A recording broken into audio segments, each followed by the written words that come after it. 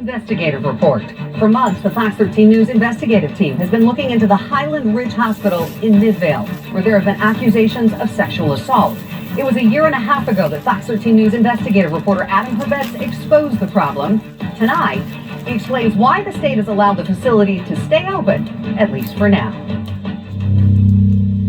I probably knew about 10 to 15 when I was there. Sexual assaults? Yeah. Every year, patients at this psychiatric hospital are being assaulted or sexually assaulted. And employees say no matter how often they report it, it keeps happening. If it keeps happening, they keep getting cited, and then the cycle just repeats. What can be done about that? So you raise a really great question. I think it really just comes down to lack of training and being understaffed. Some employees say it's a lost cause, that the hospital must be shut down. I'm Fox 13 investigative reporter Adam Herbets, and tonight we'll show you why the state has been so reluctant to take that final step. We have no way of knowing if the graffiti outside was written by a mental health patient, an employee, hey, maybe even a police officer. But the ones we talk to all pretty much say the same thing. Shut this down. Honestly, I can't believe it hasn't been shut down by the state already. Really, I think they need to shut down the hospital and start over. The facility, in my opinion, needs to be shut down. We've found years of patients being sexually assaulted inside. Every year, police open new cases. And every year, the Department of Health investigates complaints. Why do you think it keeps happening? There's no way I can tell you exactly why things like this continue to happen.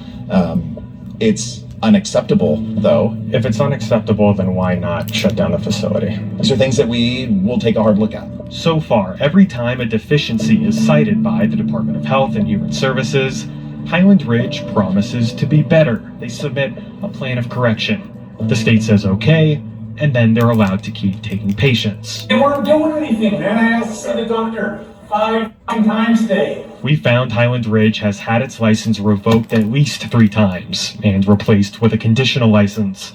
That means they have never had to shut their doors. That's something that we do take very, very seriously, is how do we keep people the safest possible?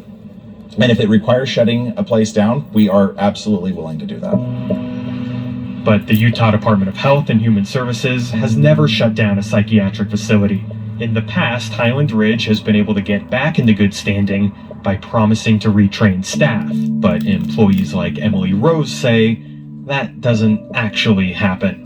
She left in 2020. The retrainings just looked like the administration would come sign a bunch of papers to be up to code. They just basically had you sign something? Yeah, we had to sign it. They had to sign it. That was it. There was no reading. There was no teaching. They just signed some papers. We went about our way. The state says it's in the process of creating a new training system and implementing stricter oversight. But no matter how good the training is, it doesn't matter if there's not enough employees to train. See, a lot of the problems identified at Highland Ridge come down to lack of staffing and supervision. According to police reports, even the CEO admitted he doesn't have enough employees to keep people safe. The rules that we have state that staffing is dependent on the individual's needs. But if they can't change their number of employees, what you're saying is they need to change their number of patients. I think that would be the smart and prudent thing to do. CEO Jim Hess now says he's implemented advanced technologies to monitor patients, but he wouldn't say what that means.